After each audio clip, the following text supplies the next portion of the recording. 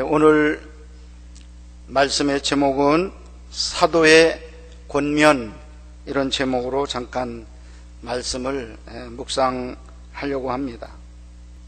저는 오늘 중부명성교회를 개척하여 23년 동안 말씀 사역을 감당하다가 정년이 되어 은퇴를 맞아 이임 설교를 하고자 합니다.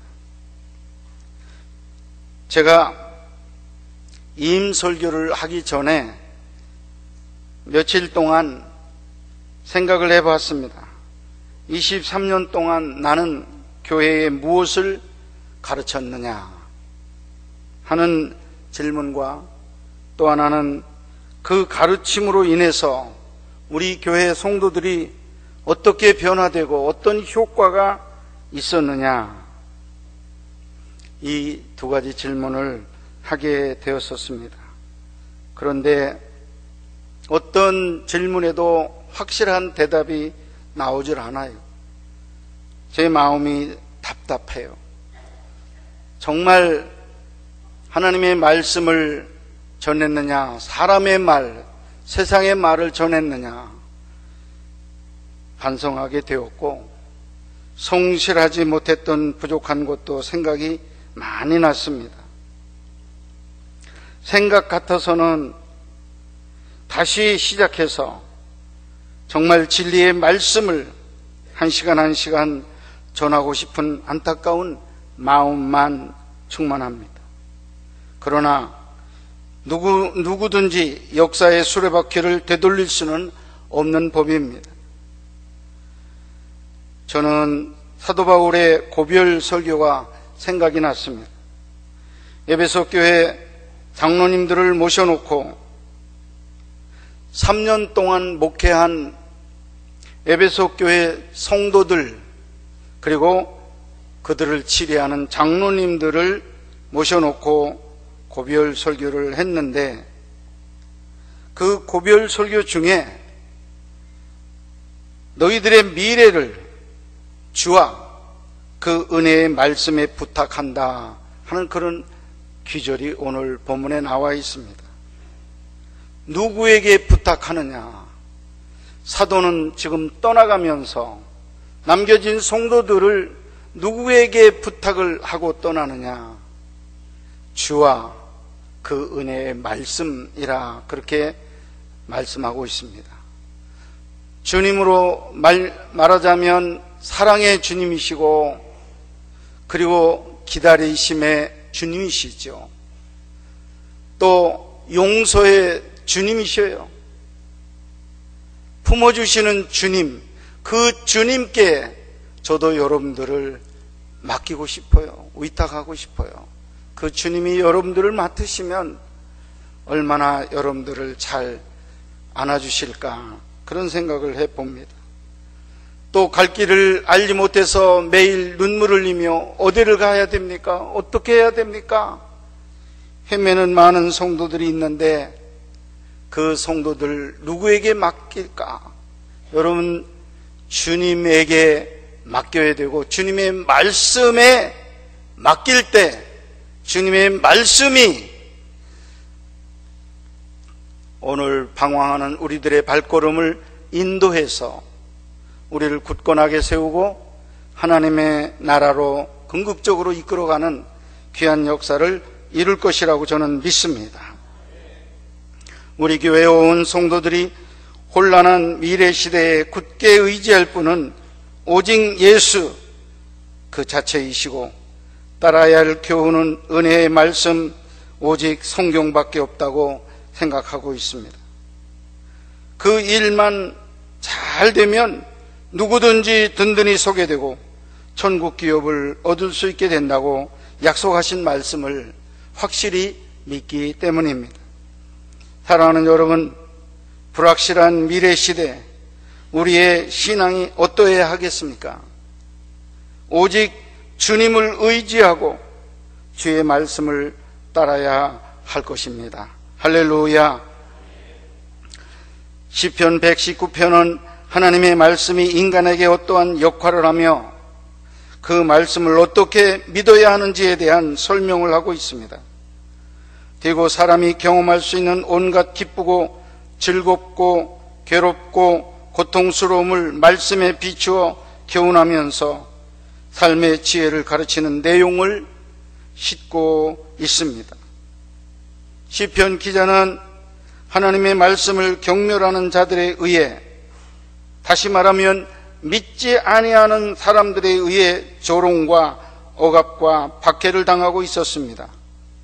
그러나 그 고통이 하나님의 시험인 줄 알고 있었기에 고난 가운데서도 하나님의 말씀으로 위로를 받고 인내할 수 있었습니다. 말씀에 대한 사랑을 표시하고 환난에서 구해 주시기를 간구하고 있습니다. 그리고 여호와의 법을 행하는 사람이야말로 진정으로 복 있는 사람이라고 강조하고 있습니다. 복 있는 사람은 명예나 재산 또는 건강보다 하나님의 말씀을 따라 올바르게 살기를 더 소원합니다. 복 있는 사람은 세상과 하나님 사이에서 방황하지 않고 전심으로 하나님을 찾는 사람입니다. 복 있는 사람은 악을 행치 않고 주의 도를 행합니다. 복 있는 사람은 악을 떠날 수 있는 유일한 길, 주의 말씀대로 사는 길임을 알고 있는 사람입니다. 참 인간의 변화는 오직 주의 말씀대로 행할 때 가능합니다. 그렇다면 주의 말씀대로 살기 위해서 어떻게 기도해야 할까요? 첫째, 하나님의 말씀으로 나의 발을 인도하여 주시옵소서 기도해야 될 것입니다. 시편 119편 105절, 주의 말씀은 내 발의 등이요 내 길의 빛이니이다 말씀하고 있습니다. 시편 기자는 인생의 안내자는 하나님 말씀이라고 고백하고 있습니다. 우리가 어디로 가야 할지, 어디를 향해야 할지 알지 못하는 어려움 속에서 말씀만이 우리가 나아갈 길을 안내할 수 있다는 말씀입니다. 그러기에 하나님의 인도하심을 구해야 합니다. 인간적인 방법을 접고 말씀 앞에 무릎을 꿇어야 합니다. 하나님의 말씀만이 갈 길을 비춰주는 등이요 행할 길을 인도하는 비침을 믿고 나아가야 할 줄로 믿습니다. 잠언에 보면 내 지혜를 의지하지 말라 말씀했어요. 하나님의 말씀, 그 말씀을 먼저 생각하고 그 말씀을 따라 내 지혜, 내 생각, 내 습관, 내 관념, 이거를 내려놓을 수 있는 하나님의 말씀 중심의 성도가 될 수 있기를 간절히 축원합니다. 사랑하는 여러분, 주의 말씀대로 살아가십니까? 말씀대로 살 때 빛 대신 주님이 계시기에 실족할 염려가 없습니다. 어두운 밤길에 넘어질 염려도 없습니다. 낭떠러지에 떨어질 걱정할 필요도 없습니다. 말씀이 우리를 하나님에게로 인도해 주시고 방향을 제시해 주실 것입니다. 나침판이 언제나 정북방을 가리키고 있는 것처럼 주의 말씀은 항상 우리를 하나님에게로 가리키며 우리를 인도하고 있기 때문인 것을 믿으시기를 바랍니다. 둘째로, 하나님의 말씀으로 나를 소생하게 하소서 기도하시기를 바랍니다. 시편 119편 107절, 나의 고난이 매우 심하오니 여호와여 주의 말씀대로 나를 살아나게 하소서 말씀하고 있습니다. 내가 지금 너무너무 고난이 심해서 실망하고 낙심하고 좌절하고 쓰러져 엎드려 있습니다. 이때에 주님 힘을 주시고 말씀으로 은혜를 주셔서 내가 다시 살아 일어나게 하여 주시옵소서, 이런 기도였습니다. 본문을 기록한 시인은 참을 수 없는 고통 속에서 여호와여 주의 말씀대로 나를 살아나게 하소서라고 부르짖었습니다. 살아나게 하소서, 즉 소생하게 하소서 하는 말입니다. 1970년 영국 군함 바운티오라고 하는 군함이 있었습니다. 그 군함에 많은 군인들이 있었는데 10명의 반란자가 그 군인들을 다 해치고 그 배를 탈취했습니다. 깡패들이 자동차를, 운전수를 몰아내고 탈취해서 타고 가는 거나 마찬가지예요. 그 배에 타히티 원주민 남녀 88명을 납치해서 타히티 동쪽에 위치한 피켓 온섬에 들어가서 살기 시작을 했습니다. 그들은 술을 만들어 먹기 시작했으며 매일 술에 취해 인종 갈등 때문에 싸우고 또 싸웠습니다. 서로의 것을 빼앗기 위해서 죽이고 또 죽였습니다. 서로 많이 먹기 위해서 또 죽였습니다.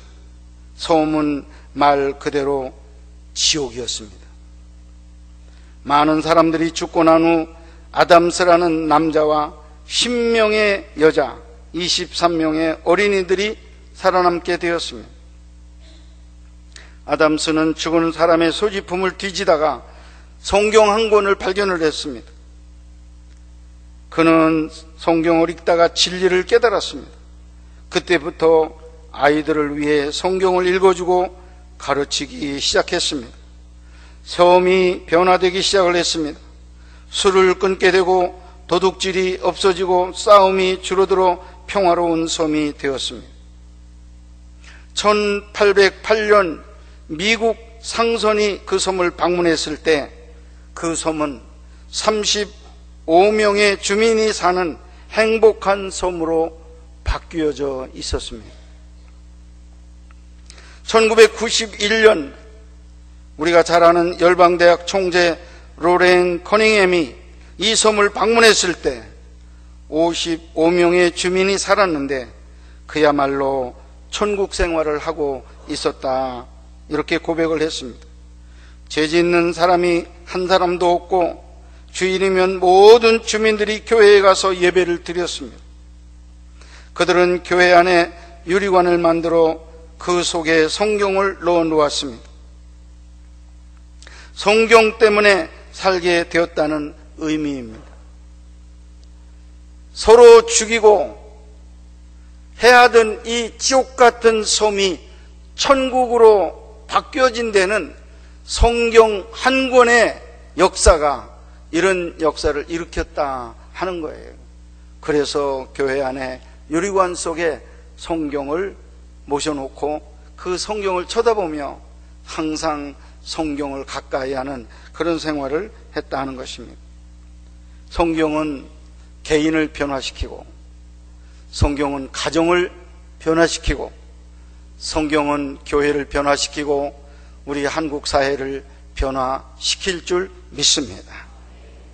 어려운 일이 닥쳐올 때에 말씀에서 떠나지 말아야 합니다.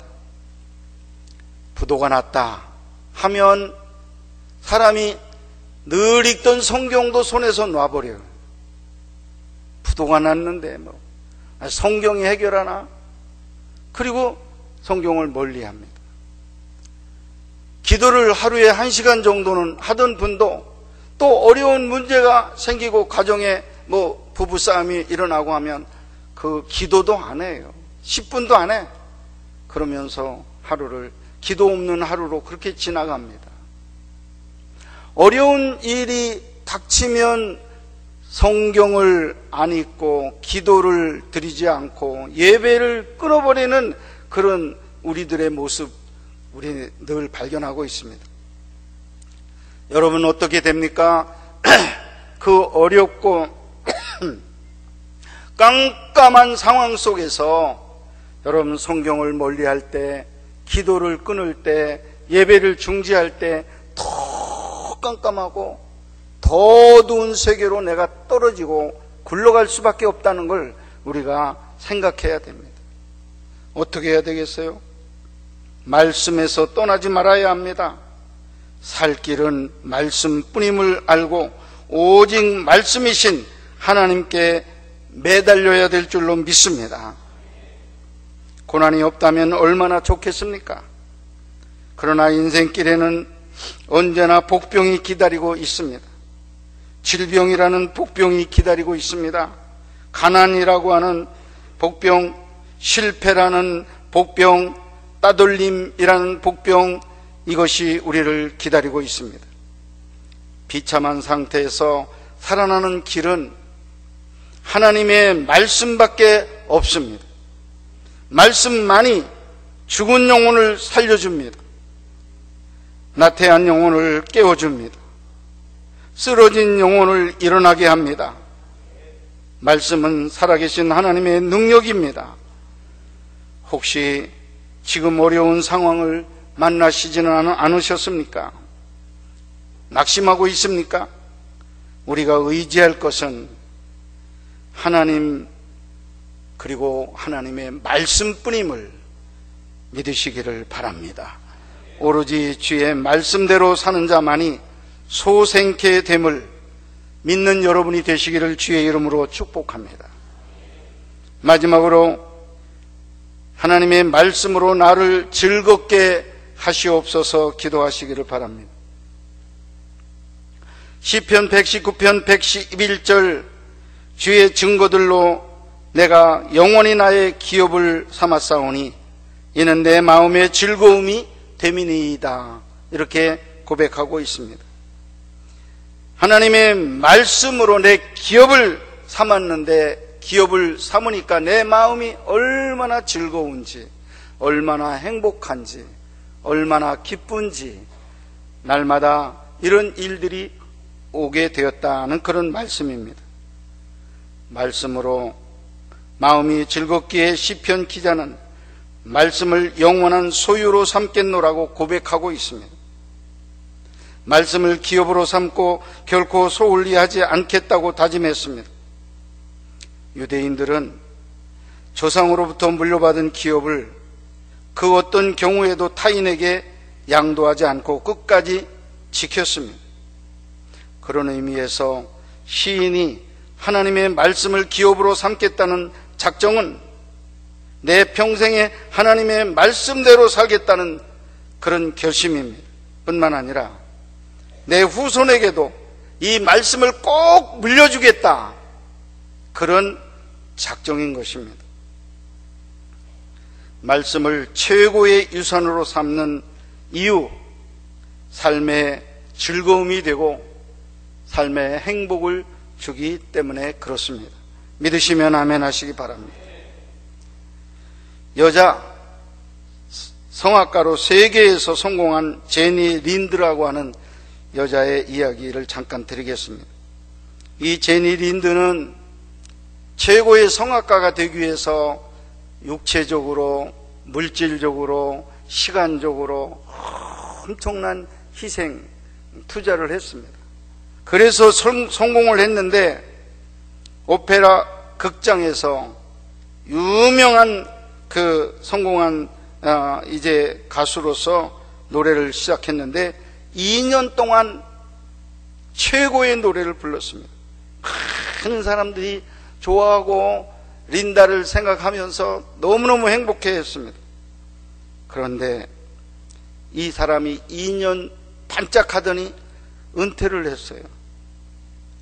젊은 여성으로 이토록 높은 인기를 버리고 시골로 은퇴해버린 것은 이해할 수 없는 일이었습니다. 어느 날 그녀가 해변에서 있을 때 그녀를 아끼는 사람 한 사람이 그녀를 찾아갔습니다. 찾아가서 물었습니다. 왜 당신은 인기의 절정에서 돌아서 버렸나요? 질문했습니다. 너무너무 아쉬웠던 거예요. 2년 동안 그렇게 성공적으로 노래를 했으면 20년도 할 수 있고 30년도 할 수 있고 그 명예, 그 명성이 참 세상에 가득했기 때문에 돈 벌 기회가 얼마든지 지금 쌓여 있는데 2년하고 투자한 것 다 거두지도 못하고 그냥 시골로 은퇴를 했다는 게 이해 안 되는 거예요. 그랬을 때 린다라고 하는 가수는 이런 대답을 했습니다. 성경을 손에 잡고 말을 했습니다. 예, 성경 읽을 시간이 날마다 줄어드는데 어떻게 제가 그만두지 않을 수 있겠습니까? 하는 대답이었습니다. 수많은 물질 앞으로 예상되고 그 명예가 수십 년 동안 이어갈 수 있었던 이 여자가 그 명예도 그 물질도 나는 이 성경 읽는 즐거움과 이 기쁨과 바꿀 수가 없다. 점점 그 바쁜 시간 되다 보니까 성경 읽는 시간이 줄어들게 된 걸 너무 안타깝게 생각합니다. 차라리 내가 이 성경을 풍성하게 읽고 돈을 포기하고 명예를 포기하는 게 낫다. 그런 생각을 했던 것입니다. 사랑하는 여러분, 한번 우리도 실습해 봅시다. 성경 여러분 가지신 분 손에 들어보세요. 한번 손 들어보세요. 저를 따라하세요.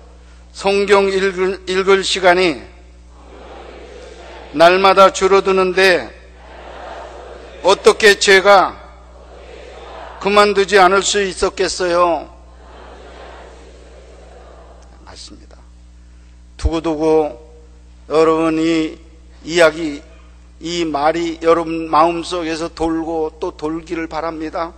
그래서 여러분 성경 읽는 시간 여러분 귀중히 여기고, 예배 드리는 시간 귀중하게 여기고, 기도하는 시간 내가 줄여나가는 자가 아니라 늘려나가는 이런 거룩한 성도들이 될 수 있기를 주의 이름으로 축원합니다.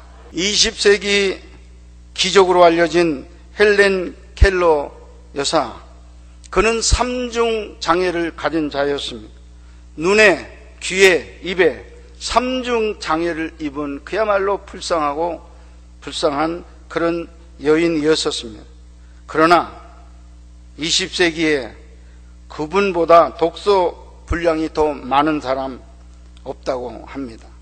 또 그분 사상보다 더 뛰어난 인물이 없다, 그런 이야기를 해요. 그녀가 이렇게 말했습니다. 나에게 잃어버린 세계를 되찾게 한 것은 책의 힘입니다. 그 중에서도 내가 가장 애독하는 것은 성경입니다. 성경은 나의 생애에 지침이 되고 위안이 되었습니다. 삼중고를 짊어진 나에게 불굴의 정신을 갖게 한 것은 성경이었습니다. 나는 날마다 성경을 읽을 적마다 기력을 새로 회복하고 포부를 확대해 나갔습니다. 그러므로 시간을 내어 성경을 읽고 영을 새롭게 하여야 합니다. 이런 고백을 하게 되었습니다. 결론의 말씀을 드리겠습니다. 사랑하는 성도 여러분, 우리의 미래 불확실한 미래입니다. 그럴수록 여러분 성경을 더 읽고 묵상하는 일에 힘쓰시기를 바랍니다. 어려울 때일수록 성경을 가까이 하시기를 바랍니다. 성경만이 삶의 길을 인도하여 주기 때문에 그렇습니다. 용기와 희망을 주어 영혼과 생명을 회생케 해주기 때문에 그렇습니다. 그리고 삶의 즐거움을 더해주는 책 되기 때문입니다. 성경을 들고만 다니는 책으로 삼지 마시고 반드시 읽어야 할 책으로 삼으시기를 바랍니다. 부디 행복의 길로 안내하는 주의 말씀대로 살아가는 복된 성도들이 다 되시기를 주님의 이름으로 축원하고 또 축복합니다.